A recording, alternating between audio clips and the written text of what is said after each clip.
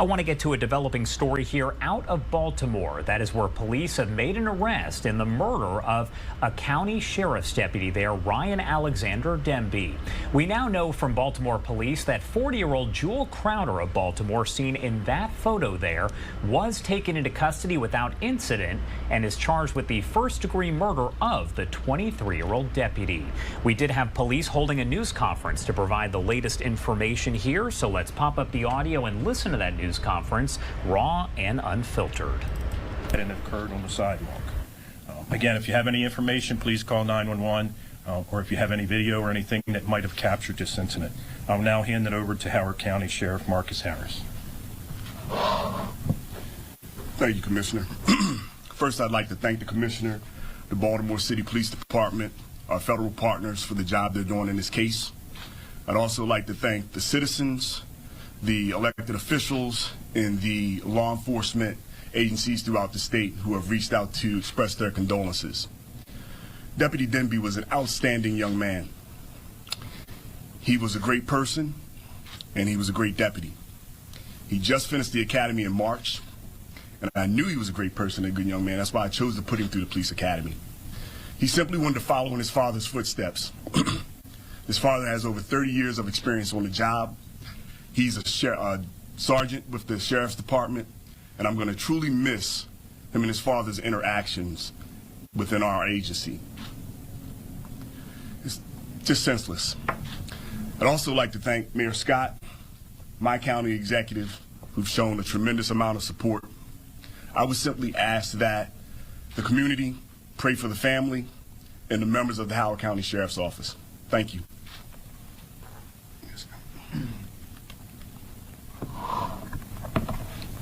Thank you, and good afternoon, and thank you for joining us again for yet another unfortunate and tragic and unacceptable incident. I want to start by offering my condolences to the sheriff, the county executive, the Demby family, the Sheriff's Department, and all the residents of Howard County, his friends and his family, for this young life lost and taken away far, far too soon. I want to thank the Commissioner, the members of the Police Department, the Warrant Application Task Force, the residents, the citizens, everyone who gave information in order for us to bring this coward into custody very, very quickly. And just know to the family and everyone that knew the deputy that our thoughts and prayers are with you.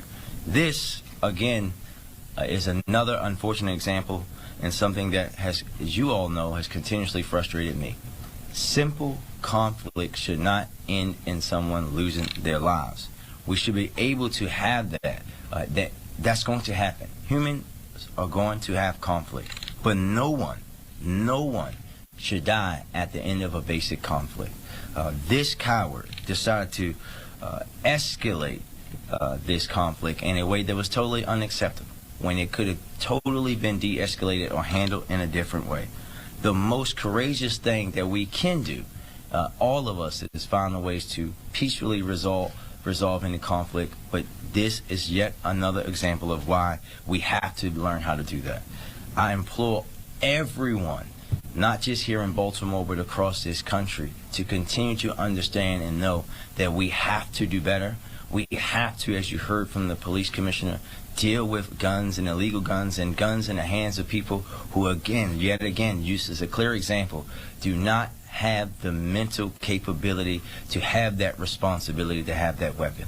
We have to do more, because we should not be, Howard County should not be, the Demby family should not be talking about funeral arrangements for this young man. They should be talking about him, celebrating with him, celebrating their family, enjoying the fact that he and his dad work together each and every day. But yet we have another life taken away by a coward who just happened to have a gun on them at that time. That's why this matters. Every piece of this matters. That's why you hear me consistently talk about the need to do the both and. Yes, we're going to hold people accountable. We're going to make sure that we're taking guns off the streets and people that use them.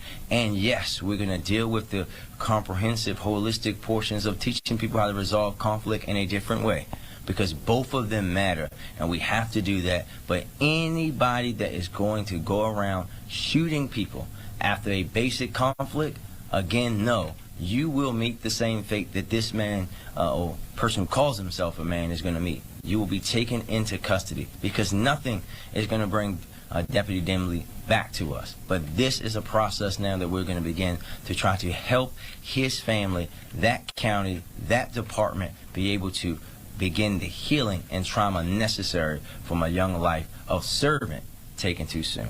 And now I'll turn it over to the county executive. I want to thank Mayor Scott, Commissioner Worley, and all of those who helped bring this perpetrator to justice.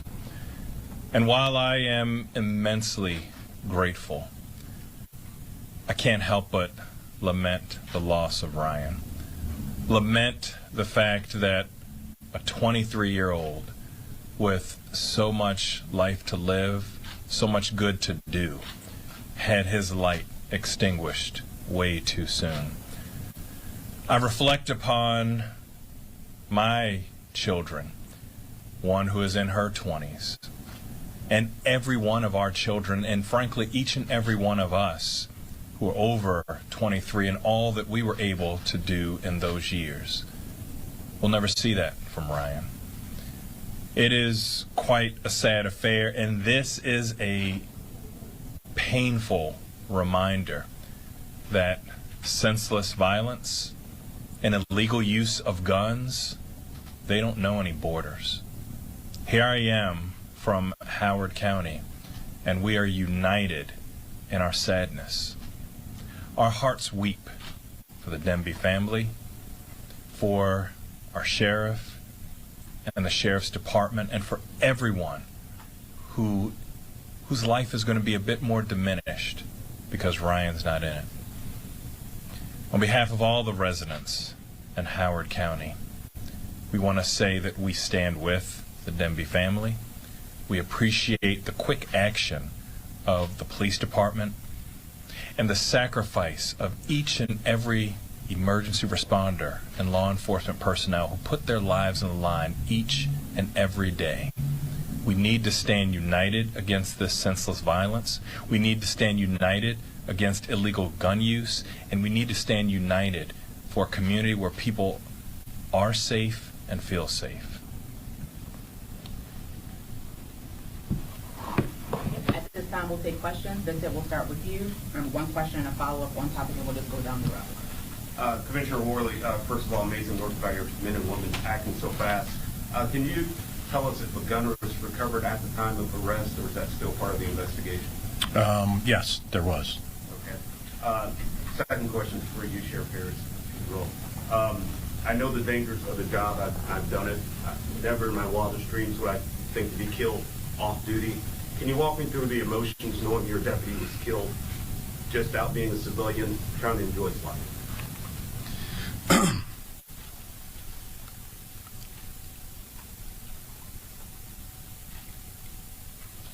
This is tough.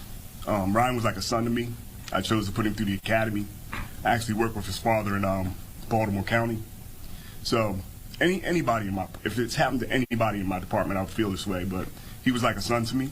So it's been extremely tough. When I got the call, I didn't believe it, but I don't think anybody on my staff believed it. Such a good young man. So not a troublemaker, just a good person. So he was out, he probably was being a peacemaker. I don't know.